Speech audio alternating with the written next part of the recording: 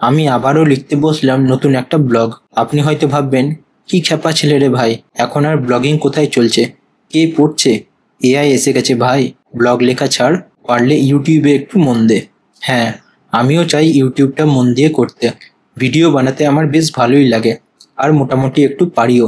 কিন্তু ওই যে একটা ব্যাপার আছে না, কিছু জিনিস আপনি হাজার চেষ্টা করেও করতে পারেন না, আবার দুই একটা জিনিস আপনি যতবারই চেষ্টা করেন ভগবান আপনাকে ঠিক একটা না একটা ভালো রাস্তা দেখিয়েই দেয়। লেখালেখি আর আমার সম্পর্কটা অনেকটা ওরকমই। আমি লিখতে ভালোবাসি, ভীষণ ভালোবাসি। ইংরেজিতে আহামরি বিদ্যে না রাখলেও বাংলা লিখতে বেশ ভালোই পারি। একথা আমি নয়, আপনারাই আমার লিঙ্কডিন পোস্টে কমেন্ট করে জানান। সেজন্যই হয়তো লিঙ্কডিনে আমি কিছু পোস্ট লিখলে সেটা 10-12 হাজার লোকের কাছে সবসময়তেই পৌঁছে যায়, যদিও সেখানে বাঙালির সংখ্যা তুলনায় কম, অন্য ভাষার মানুষের সংখ্যাই বেশি। কিন্তু আমার ভাঙাচোরা ইংলিশ লেখা যদি মানুষের ভালো লাগে, তাহলে আমার ইংলিশ ব্লগই বা লোকে পড়বে না কেন? আমার অ্যাফিলিয়েট মার্কেটিং করে রোজগার বেশ ভালোই হয়। ওই ধরুন প্রতিদিন $100 বা $200, তাও আবার কোনো নতুন কাজের জন্য নয়, সেই কবে কোন কালে লেখা আর্টিকেলগুলোর জন্যে। কি জানি, এটাই হয়তো গত জন্মের পুণ্য।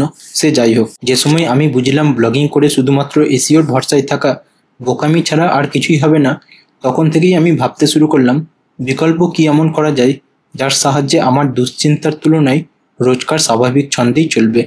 আমি দেখলাম আমার সমসাময়িক বন্ধুবান্ধব যারা অনলাইন রোজগার করে, তারা প্রায় প্রত্যেকেই নিজস্ব কিছু করার চেষ্টা করছে।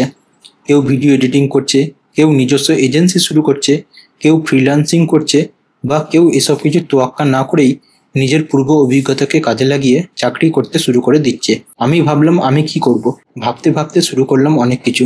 কিছুতে সফল হলাম, আর কিছু ক্ষেত্রে সফল এবং অসফলের মাঝামাঝি অবস্থায় আটকে আছি, আর কিছু ক্ষেত্রে চূড়ান্তভাবে ব্যর্থ হলাম। বুঝতে শুরু করলাম যারা লিখতে চায়, যারা লিখতে ভালোবাসে, বা একটুখানি লিখতে পারার ক্ষমতা নিয়ে জন্মেছে, তাদের জন্য ব্লগিংয়ের থেকে ভালো বিকল্প আর কিছু নেই, আর কিছু হতেও পারে না।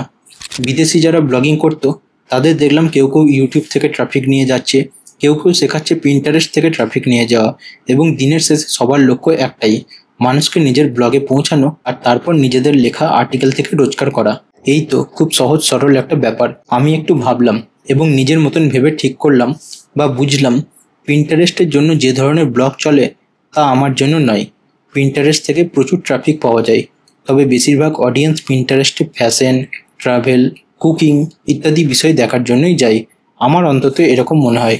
আমি বুঝলাম যতই টেকনোলজি আসুক, যেরকম কিছু মানুষ আছে যারা বই পড়তে ভালোবাসে, তারা বই পড়বেই, এবং সেটাও কাগজের বই, অনলাইনের নয়। আবার যতই এআই আসুক, যারা পড়তে ভালোবাসে তারা চ্যাটজিপিটি বা এআই আর্টিকেলের তোয়াক্কা না করেই মানুষের লেখা পড়তেই বেশি আগ্রহী হবে। আগে গুগল আমাদের লেখা মানুষের কাছে পৌঁছে দিত, এখন তফাৎ শুধু এটাই, আমাদেরকে নিজে থেকে মানুষের কাছে আমাদের লেখা নিয়ে যেতে হবে। ওই অনেকটা দুপুরবেলার ভাতের হোটেলের মতন।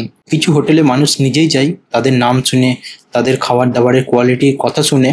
আবার কিছু হোটেলে আমাদেরকে কেউ একজন ডাকে, হোটেলের বাইরে দিয়ে, হোটেলের রাস্তা দিয়ে পেরিয়ে যাওয়ার সময় কেউ জোর করে আমাদেরকে বলে তাদের হোটেলে গিয়ে যেন আমরা ভাতটা খাই, জোর করে নিয়ে যাই, তবেই হয়তো আমরা যাই।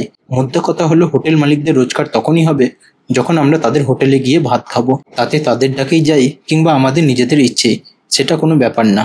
এখন আমার ব্লগের কন্টেন্ট আগের থেকে অনেক আলাদা। এখন আমারও একটু একটু বয়স বাড়ছে, অভিজ্ঞতা হচ্ছে, তাই আমি আমার ব্লগে কিভাবে টাকা রোজগার করা যায়, লিঙ্কডিন থেকে ক্লায়েন্ট কিভাবে আসে, ফ্রিল্যান্সিং করার জন্য কি চাকরি ছেড়ে দিতে হয়, অ্যাফিলিয়েট মার্কেটিং করে কত টাকা রোজগার করা যায় ইত্যাদি বিষয় নিয়ে আর্টিকেল লিখি এবং ইংরেজিতেই লিখি। আশা করি আপনাদের সেগুলো ভালো লাগবে। আমি যে নতুন ব্লগটা লিখছি সেটা ওই ধরনের বিষয়ের ওপরেই। লিঙ্ক দেওয়া আছে ডেসক্রিপশনে, আপনারা চাইলে পড়ে দেখতে পারেন। ইংরেজিতে লেখা রয়েছে আর্টিকেলটি।